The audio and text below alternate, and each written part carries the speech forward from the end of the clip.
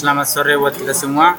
Perkenalkan, nama saya Benita Bolon dengan NIM 12S25044. Jadi pada video ini saya akan menjelaskan tentang program T08 yang telah saya buat. Jadi pada tugas kali ini adalah kelanjutan dari tugas terstruktur sebelumnya, yaitu T07 dengan penekanan pada aspek indirection. Soalnya yaitu minggu lalu Butet dan Ucok telah mengembangkan sebuah simulator untuk mensimulasikan entitas-entitas pada lingkup dunia akademik. Simulator tersebut masih sederhana dan memiliki banyak ruang pengembangan. Butet dan Ucok mengidentifikasi setidaknya ada 4 fungsionalitas yang dapat dikembangkan. Yang pertama ada fitur yang pertama adalah penyimpanan informasi GPA atau yang bisa disebut IPK atau IPS untuk konteks periode yang lebih pendek. Yang kedua, fitur untuk menampilkan sekumpulan enrollment yang dikemas dalam sebuah array. Fitur ini bermanfaat untuk memudahkan manajemen data. Yang ketiga, ada fitur kedua adalah pemberian nilai terhadap satu enrollment atau rencana studi. Lalu ada fitur untuk menghitung GPA. Kemarin sore, Butet dan Ucok yang kurang kerjaan ini menemui dosen pemrograman yang minggu lalu menugaskan mereka mengembangkan simulator. Mereka menyampaikan ide mereka untuk melanjutkan pengembangan dengan menambahkan keempat fitur. Ide mereka diterima dan mereka diizinkan untuk merealisasikan ide tersebut. Dalam merealisasikan idenya, Butet dan Ucok lebih banyak berpikir dan berdiskusi daripada langsung menulis kode. Mereka merencanakan pendekatan yang akan digunakan. Butet ingin mempertahankan konsep dan desain yang telah ada pada simulator dan lebih memilih untuk bekerja dengan mengikuti pola yang sama. Dengan demikian, tidak akan merusak apa yang sudah ada. Setelah beberapa saat melakukan brainstorming, Butet dan Ucok menyepakati. Yang pertama, untuk meletakkan GPA sebagai bagian dari entitas student dengan tipe data float. Selain itu, GPA akan selalu direpresentasikan dalam dua digit presisi. Oleh sebab itu, implementasi fungsi print student perlu disesuaikan. Untuk memudahkan manajemen data, enrollment akan disimpan dalam array. Sebagai batasan, array akan diset fixed size 10 elemen. Di masa mendatang, ukuran ini dapat dibuat dinamis. Untuk menampilkan enrollment yang tersimpan pada array, akan dikembangkan sebuah fungsi baru, yaitu print assignments, yang perilakunya sangat mirip dengan print assignment. Perbedaannya terletak pada tipe masukan. Untuk mengeset grade dari suatu enrollment, akan dikembangkan sebuah fungsi baru, yaitu set enrollment grade. Nilai diberikan pada sebuah enrollment dengan course dan student yang relevan. Jika terdapat lebih dari satu enrollment yang relevan, maka grade akan diberikan pada enrollment yang paling akhir dimasukkan. Yang terakhir, untuk menghitung GPA akan dikembangkan sebuah fungsi baru, yaitu calculate GPA. Pada saat menghitung GPA, hanya memperhitungkan enrollment yang relevan saja. Untuk solusi desainnya, semua entitas telah didefinisikan pada berkas akademik.h. Entitas course, student, dan enrollment didefinisikan dalam bentuk structures, sementara opsi nilai grade dan semester didefinisikan dalam bentuk enumeration. Pada akademik.h juga telah dituliskan spesifikasi dari fungsi-fungsi yang telah dikembangkan untuk menyelesaikan tugas ini. Atribut baru, GPA, pada struktur student, dan berbagai function prototypes yang diperlukan telah didefinisikan pada akademik.h. Dengan mengikuti pendekatan pada pekerjaan sebelumnya, maka hanya diperbolehkan untuk mengubah berkas akademik.c saja. Pada berkas tersebut berisi implementasi dari spesifikasi. Implementasi yang dikerjakan Butet harus merujuk pada spesifikasi. Lalu ada output format. Yang pertama, jika terjadi perubahan pada format keluaran untuk print student dengan tambahan nilai GPA pada segmen akhir. Yang kedua, untuk print enrollment pada dasarnya sama dengan print enrollment dengan jumlah baris keluaran sesuai dengan banyak elemen pada array yang diberikan sebagai parameter. Selanjutnya kita akan membahas programnya. Nah, di sini kita yang pertama melakukan deklarasi header atau library. Di sini kita menggunakan include academic.h. Ini mengimpor file header custom yang kemungkinan besar mendefinisikan struktur data dan enumerasi yang digunakan di seluruh program. Lalu selanjutnya ada include studio.h. Ini merupakan pustaka standar input-output, digunakan untuk program bisa memanggil fungsi seperti printf. Lalu selanjutnya ada include stdlib.h, pustaka utilitas standar. Meskipun dalam kode ini fungsi seperti malloc tidak terlihat secara eksplisit. Pustaka ini umumnya digunakan untuk manajemen memori. Selanjutnya ada include string.h. Ini merupakan pustaka manipulasi string. Sangat penting di sini untuk menggunakan fungsi strcpy, fungsi seperti strcpy dan strcmp. Lalu kita lanjut untuk ke fungsi yang pertama, yaitu grade to text dengan parameter grade. Di sini fungsinya itu mengonversi tipe data enumerasi menjadi teks atau string agar bisa dicetak ke layar. Di sini kita menggunakan switch. Di sini berfungsi untuk mengevaluasi nilai yang masuk. Contohnya seperti case grade A. Dia di sini dilanjut dengan return A. Ini artinya jika nilainya adalah enumerasi grade A, fungsi ini langsung mengembalikan string A. Begitu juga dengan case-case lainnya. Lalu selanjutnya di sini ada default return none. Jika input ini artinya jika input tidak dikenali dari daftar case, akan dikembalikan nilai bawaan yaitu none. Lalu selanjutnya ada fungsi calculate performance. Di sini fungsi ini berfungsi untuk menghitung total poin atau mutu dari satu mata kuliah yang didapat dari perkalian bobot nilai huruf dengan jumlah SKS atau kredit. Di sini kita menggunakan float multiplier sama dengan 0.0. Ini kita mendeklarasikan variabel multiplier untuk menyimpan bobot nilai. Misalnya A yaitu 4,0 dan B sama dengan 3,0. Lalu selanjutnya di sini ada switch grade. Ini fungsi untuk menetapkan multiplier berdasarkan nilai huruf.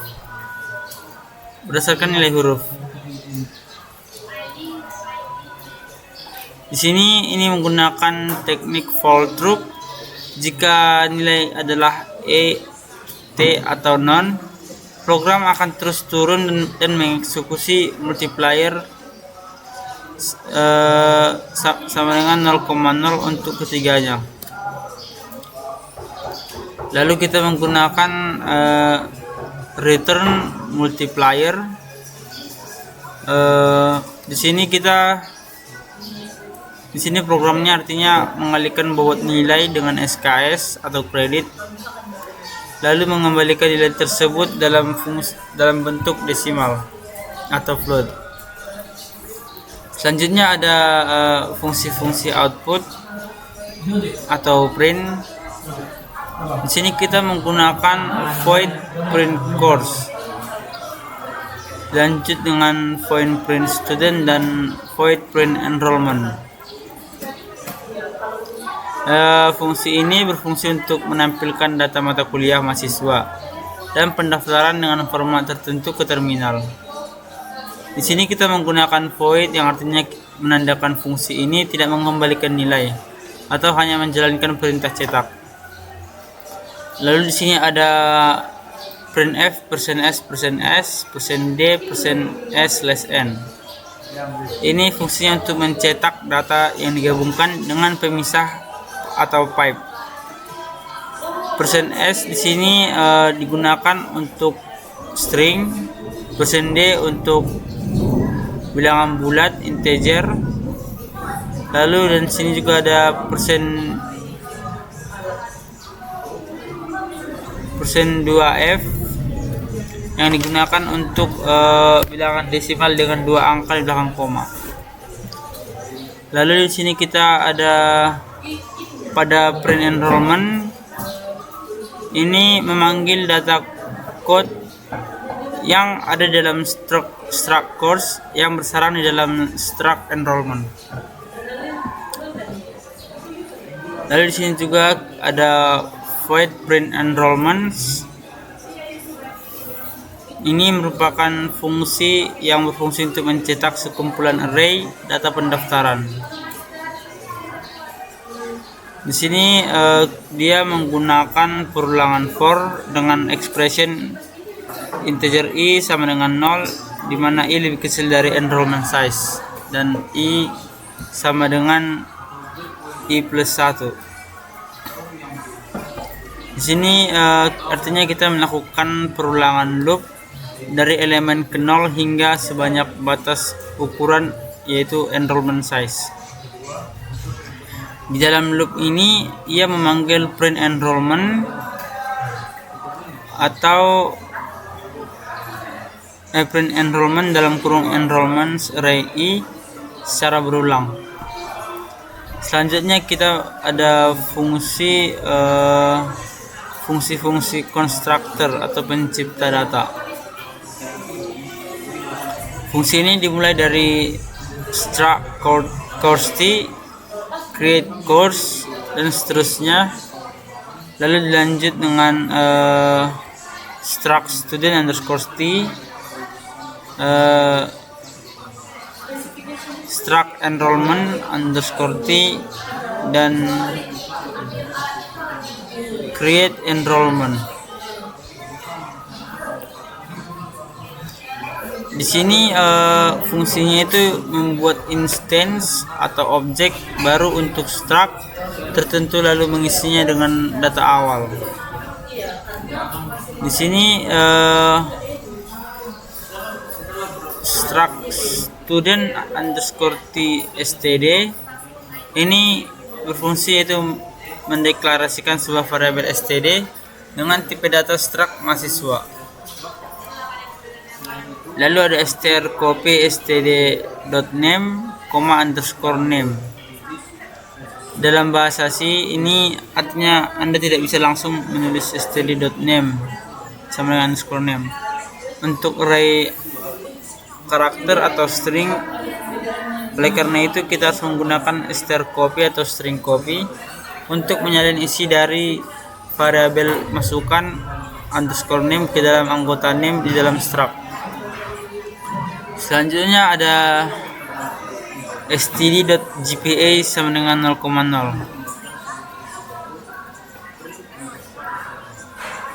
Di sini kita memberikan nilai bawaan atau default saat objek pertama kali diciptakan. Kemudian ada return std, yaitu mengembalikan struct yang utuh dan sudah diisi datanya. Lalu selanjutnya kita masuk ke fungsi calculate GPA. Itu dimulai dari void calculate GPA dalam kurung struct student underscore t, pointer underscore student dan seterusnya. Fungsinya yaitu menghitung indeks prestasi kumulatif atau IPK dari seorang mahasiswa berdasarkan seluruh data riwayat kelas yang diambilnya.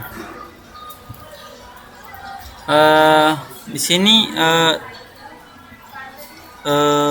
codingan yang struct student underscore t, pointer underscore student Ini artinya mahasiswa dipassing menggunakan pointer. Hal ini dilakukan karena fungsi ini harus mengubah dan menyimpan nilai GPA secara permanen ke data mahasiswa tersebut, bukan pada salinannya.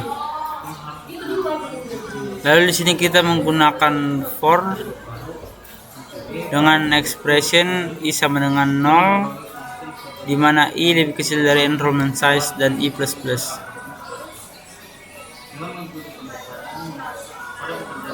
Selanjutnya kita juga di sini menggunakan percabangan, yaitu if dengan expression strcmp dalam kurung enrollments I dot student dot id, underscore student id sama dengan 0. Di sini kita menggunakan strcmp untuk membandingkan string. Jika hasilnya 0, berarti dua string tersebut sama identik. Selanjutnya di sini ada if enrollments i.grade tidak sama dengan grade none. Ini berfungsi untuk memastikan bahwa mata kuliah tersebut sudah memiliki nilai ujian. Di dalam if, ia mengakumulasi data total nilai mutu, yaitu total underscore performance dan total SKS. Di bagian akhir, jika total credits lebih besar dari 0, maka underscore student GPA sama dengan total underscore performance per total credits. Lalu selanjutnya kita di sini ada menggunakan fungsi set enrollment grade dengan tipe data void. Fungsi ini mengubah atau memasukkan nilai huruf untuk mahasiswa pada mata kuliah tertentu di dalam array enrollment. Di sini kita menggunakan perulangan for integer I sama dengan underscore enrollment size dikurang 1, di mana I lebih besar dari 0, lalu I min. Di sini ini merupakan loop mundur dari belakang ke depan. Tujuannya adalah untuk mencari pendaftaran yang paling terakhir atau baru dimasukkan. Jika seorang mahasiswa mengulang mata kuliah yang sama di semester yang berbeda, sistem akan memastikan bahwa nilai yang diubah adalah nilai pada percobaan terakhirnya. Lalu di sini kita programnya dilanjut dengan if strcmp dalam kurung enrollment dan seterusnya. Ini kita menggunakan operator logika n untuk mengecek dua kondisi sekaligus, yaitu apakah kode mata kuliahnya cocok dan ID mahasiswanya cocok. Lalu di sini dilanjut dengan underscore enrollments i.grade sama dengan underscore grade. Di sini artinya jika cocok, ubah nilai lamanya dengan nilai huruf yang baru. Lalu dilanjut dengan break, yaitu menghentikan paksa perulangan segera setelah batas ketemu. Karena program berjalan mundur, data pertama yang cocok pasti adalah data terbarunya. Jadi tidak perlu lagi mencari lagi ke atas. Selanjutnya, di sini saya akan merun programnya.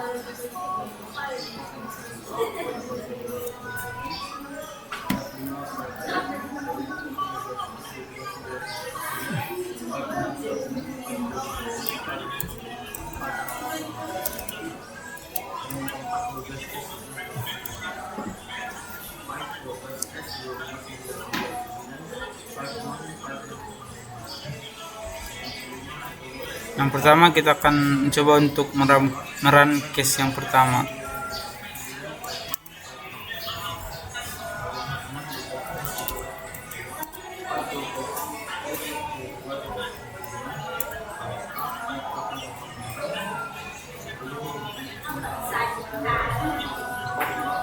Nah, pada case yang pertama diberikan keluaran yang diharapkan, yaitu 12S1202 Visual Programming 2D. Lalu ada 10S1002 Procedural Programming 2D. Lalu ada 12S2299 Mirror Information System 0.00. Nah, jika kita lihat di sini outputnya sudah sesuai, yang artinya case pertama itu sudah dapat berjalan dengan baik.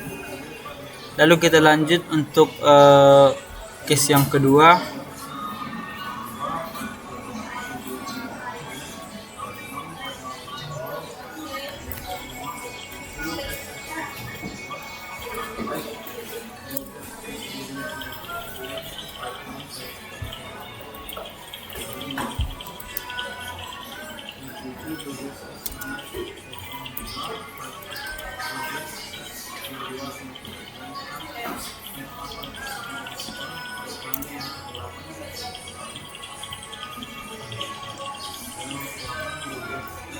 Di sini case yang kedua juga diberikan keluaran dengan tambahan 12S1102, 12S299 non 0.00 dan 10S102, 12S22999 non 0.00. Di sini kita lihat juga untuk case yang kedua itu sudah sesuai. Kita lanjut untuk case yang ketiga.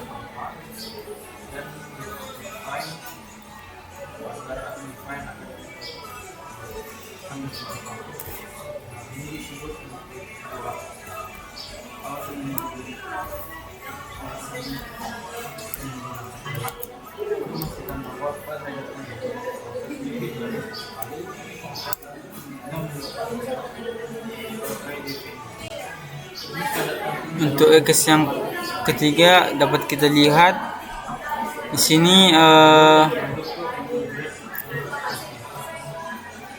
hasil yang kita dapatkan itu sudah sesuai dengan keluaran yang diharapkan. Oleh karena itu kita lanjut untuk case yang keempat.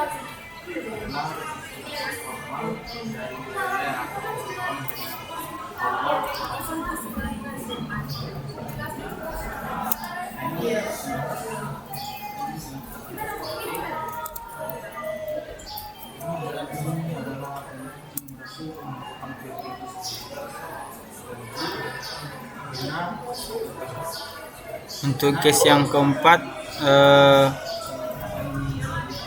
dapat kita lihat output yang kita keluarkan di sini sudah sesuai dengan output yang diharapkan. Kita lanjut untuk case yang kelima.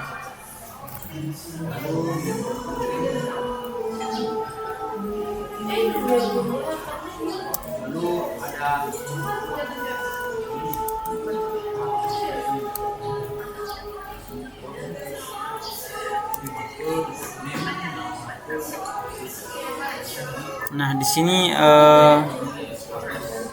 sini pada case yang kelima tidak dicantumkan keluaran yang diharapkan. Namun di sini kita sudah mendapatkan keluaran untuk case yang kelima. Sekian program dari saya. Jika ada yang salah, mohon dimaafkan. Terima kasih.